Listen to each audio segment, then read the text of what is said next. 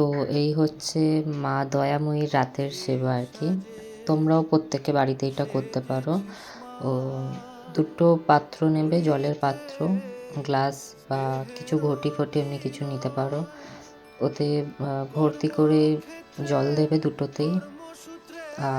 একটাতে বাতাসা বা নকুলদানা কিছু একটা দিয়ে পাত্রতে চাপা দিয়ে দেবে।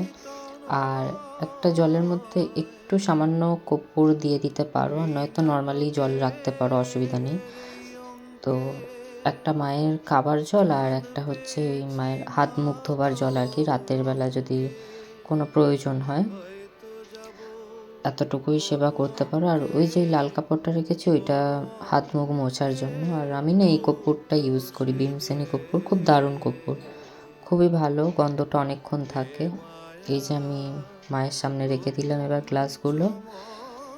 আর তোমরা এবার দর্শন করে নাও মা দয়াময়ীকে কেমন লাগছে। মা তো একদম শয়নে যাবার জন্য প্রস্তুত, একদম মানে প্রস্তুত হয়ে গেছে মা সেজে গুজে। আর পারলে না ওই আতরটাও রাখতে পারো, ওই মুখটা খুলে আর রাখতে পারো, আর সাথে কটা কর্পূরের টুকরো। যখন ঠাকুর ঘরের আশপাশ দিয়ে যাবে না, খুব সুন্দর একটা গন্ধ ছাড়বে, মনে হবে যে ঠাকুর ঘর থেকে গন্ধটা আসছে বলে। তো শুভরাত্রি সবাইকে।